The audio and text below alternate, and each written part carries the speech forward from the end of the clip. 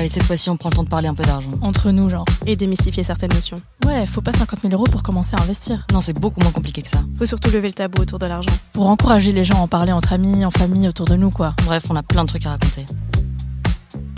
Coucou les filles. Hello. Salut. Comment vous allez depuis la dernière fois? Très bien. Très bien, très bien. Prête à parler d'argent entre nous? Toujours prête. Aujourd'hui, j'avais envie de parler d'un sujet qui peut être difficile à aborder dans certains cercles. C'est ce sentiment de pas se sentir à la hauteur financièrement dans un groupe. Donc ça peut être avec des amis, des collègues, ou même dans sa famille ou à l'école. On peut parfois avoir le sentiment de ne pas pouvoir suivre le rythme financièrement, de ne pas pouvoir faire les mêmes activités, le même type de shopping, les mêmes voyages, etc. Et se sentir un peu mal à l'aise quand le sujet de l'argent est abordé dans ce même groupe. Je ne sais pas si c'est quelque chose qui vous parle, quelque chose que vous avez déjà ressenti ou vécu. Moi, personnellement, pas trop, je t'avoue. J'ai toujours eu la chance d'avoir un entourage qui était, on va dire, au même niveau financier, si on peut dire ça comme ça. Donc, j'ai jamais eu ce sentiment d'être, on va dire, la pote pauvre ou, tu vois, la meuf qui a moins d'argent ou... Non. Moi, oui. Et ça me parle vraiment parce que j'ai fait une expérience à l'étranger. Donc, je suis partie entre mon collège et l'université faire 1 an à l'étranger. Et j'ai fait donc 6 mois au Canada, près de Vancouver. Et c'est à ce moment-là que j'ai été vraiment confrontée aux premières personnes de mon âge qui avaient vraiment un autre niveau de richesse que moi. Parce que c'était des gens qui venaient de tout type de pays et du coup qui avaient forcément beaucoup d'argent. Parce qu'en fait, il y a des pays où pour envoyer les étudiants à l'étranger, ça coûte extrêmement cher. Et donc, je l'ai bien vu sur place qu'il y avait des gens qui avaient mon âge, donc à l'époque, j'avais 17 ans, qui avaient une capacité de dépense qui était phénoménale. Moi, je sais que j'étais confortable, donc je sais que j'étais boursière, donc j'avais de l'argent pour mes petites dépenses quotidiennes. Et en plus, on était en famille d'accueil, donc j'avais pas de loyer à payer. Mais par contre, pour toutes les activités extrascolaires ou les activités qui étaient proposées par l'organisme, j'ai vraiment vu qu'il y en avait qui pouvaient les faire toutes. Ils partaient au ski, ils partaient visiter des villes, etc. C'était super cher et c'était vraiment impressionnant.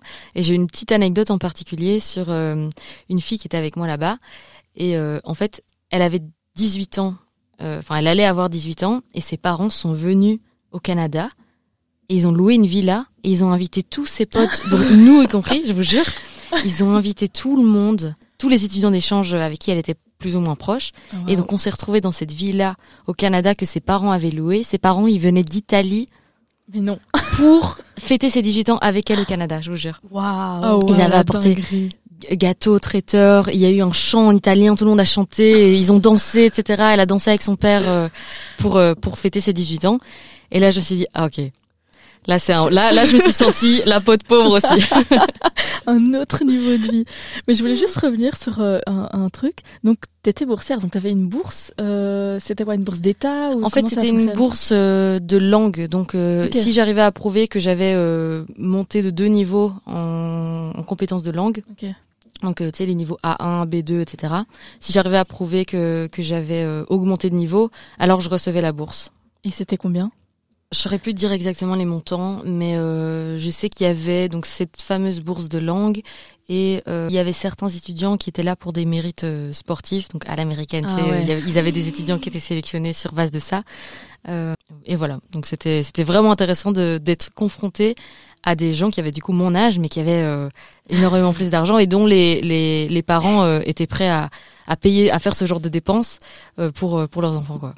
Ça me rappelle aussi une anecdote. J'ai vécu un truc pas similaire parce que c'était pas un échange, mais je suis partie aux États-Unis 10 jours et c'était avec un projet universitaire. Donc c'était financé par des sponsors. Ils nous payaient l'hôtel, l'avion, c'était un projet universitaire. Et pour moi, c'était l'occasion idéale parce que j'avais pas les moyens d'aller aux États-Unis. Enfin, on te finance le voyage, c'est génial.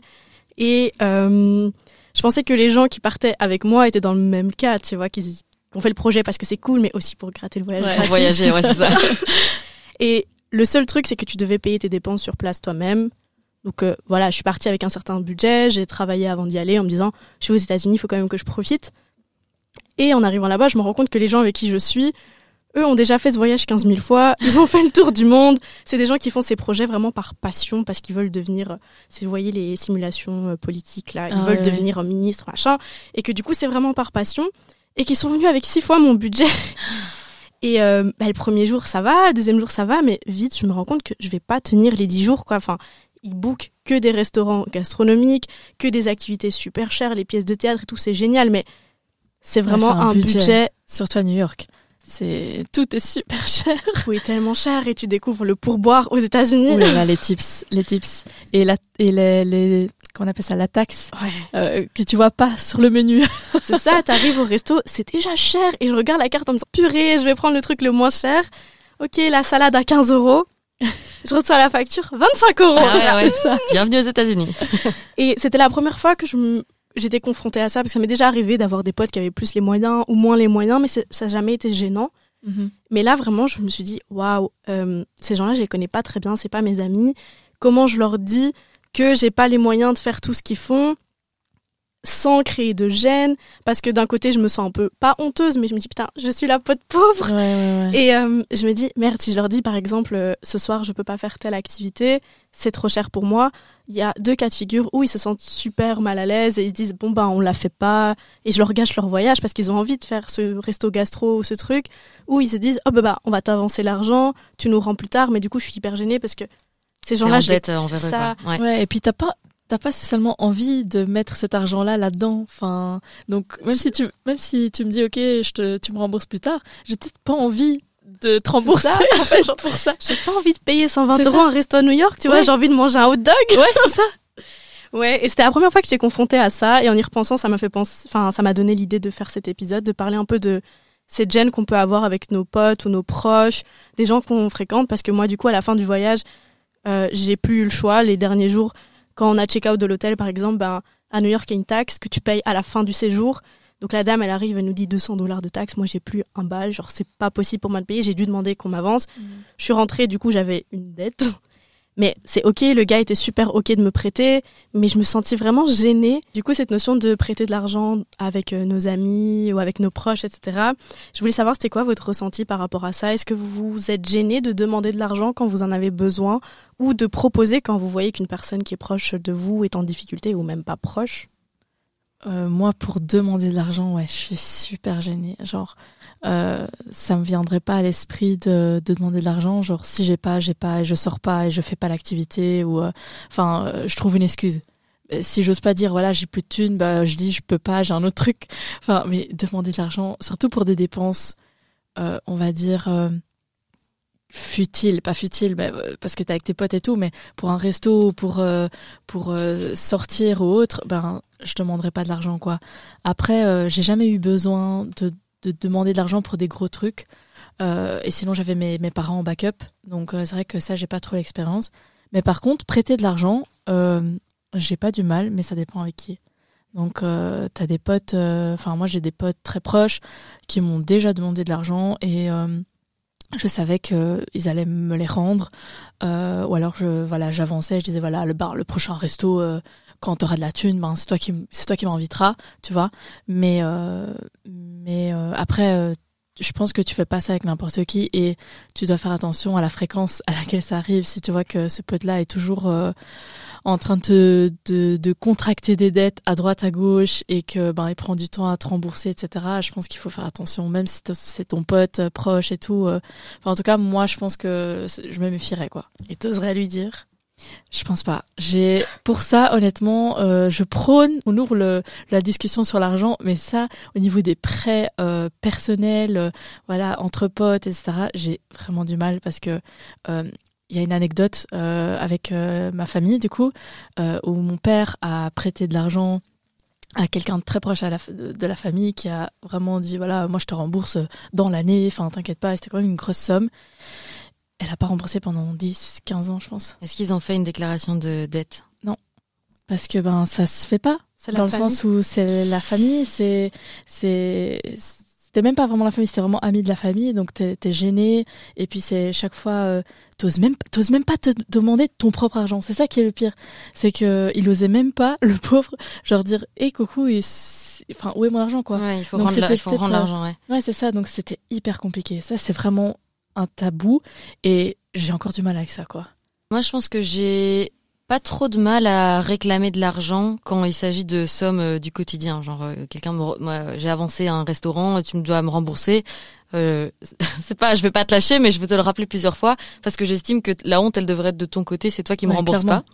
Mais maintenant, je prends aussi en considération le fait qu'on est, je sais pas, en fin de mois et que la personne attend son salaire ou qu'elle me dit dans 2 semaines, etc. Il y a pas de problème avec ça, mais j'essaye de garder un suivi pour ne pas avoir des dettes un petit peu partout et puis on oublie et puis les gens prennent ça pour acquis et ils te redemandent encore une prochaine fois. Donc moi je trouve que c'est une question d'honnêteté et les bons comptes font les bons amis, c'est un bon dicton. Et je pense que le fait d'enlever le tabou autour de ça nous permet juste de récupérer notre argent parce que c'est notre argent en fait, il est dû. Et je pense que c'est aussi important de dire, enfin je vous dirai si c'est votre cas, mais que moi ça me dérange pas. Au contraire, qu'on me rappelle que je dois de l'argent, parce que parfois en fait ça sort de la tête. Ouais, on se l'est dit sur le moment, on se l'est pas écrit, on se l'est pas noté. Donc en fait, j'encourage les gens à me le rappeler si j'ai oublié. C'est de ma faute en fait. Comme je disais, la honte est entre guillemets la honte, mais c'est de mon côté, c'est moi qui dois de l'argent. Et je suis complètement d'accord. Moi, j'aime bien qu'on me rappelle parce que pareil. Parfois, j'ai juste oublié, tu vois. Et le fait qu'on me rappelle, je le prends pas du tout mal. Je me dis, ah ouf, elle me le dit parce que j'avais oublié, quoi. Mais c'est vrai que j'ai du mal à demander mon argent. Surtout quand j'en ai pas forcément besoin. Par contre, quand je suis dans une galère et je me dis, purée, cette personne, elle me doit 50 €. Tu refais le tour des dettes, quoi. Là, je dis, hey! Mais c'est vrai que quand j'en ai pas besoin sur le moment, je suis gênée de demander, alors que comme tu dis, je devrais pas. C'est les bons comptes font les bons amis. Et surtout au niveau des sommes, ça dépend, tu vois, si c'est genre 10 €, tu dis bon, pour 10 €, est-ce que je vais lui demander? Alors que oui, 10 €, c'est 10 €. On n'a pas à avoir honte de demander notre argent. Genre, c'est notre argent et je suis d'accord avec vous. Moi, ça me dérange pas du tout qu'on m'envoie un petit message comme disait, hey, coucou Manu, est-ce que tu m'as fait le virement de 20 balles? Ah non, sorry, enfin, ça me dérange pas du tout. Je préfère qu'on me le dise. Mais je pense, et je sais pas ce que vous en pensez, mais je pense qu'il y a aussi un truc culturel dans le fait de, du coup, chez moi, ça a toujours été un tabou, l'argent en général. C'est super tabou de demander ton argent. Genre, c'est trop bizarre, mais t'es là en mode, ouais, non, ça se fait pas. Il va croire que je suis radin, il va croire que j'ai pas d'argent, il va croire que je suis vraiment, j'ai besoin de cet argent vraiment maintenant. Et c'est une petite somme, donc c'est la honte. Je pense que le fait que c'est pas très ouvert au niveau de l'argent à la maison ou dans l'entourage très proche, ça crée ce genre de frustration, ce genre de tabou, quoi. Ouais, je vois ce que tu veux dire. Je pense que avec mes potes, j'aurais moins ce problème si on est proche de parler d'argent, de demander mon argent, même si ça me gêne quand même. Mais c'est vrai qu'en famille, c'est chaud. Alors que techniquement, c'est eux qui ont l'argent et qui devraient être capables de te rembourser. Et c'est censé être eux les plus proches de toi. Oui, c'est ça. Ouais, c'est fou. Donc je pense qu'il y a aussi un aspect culturel et tabou dans la famille ou quoi qui crée ce genre de choses. Ouais, peut-être. Et quand vous sortez avec vos potes ou avec votre famille, par exemple, au restaurant, qu'est-ce que vous pensez du fait de diviser l'addition? Par exemple, vous êtes 6, on divise l'addition en 6. Moi, je fais attention s'il y a des grosses dépenses qui sont pas faites par certaines personnes. Exemple, tout le monde prend du vin à table, il y a une personne qui boit pas, le vin, elle le paiera pas.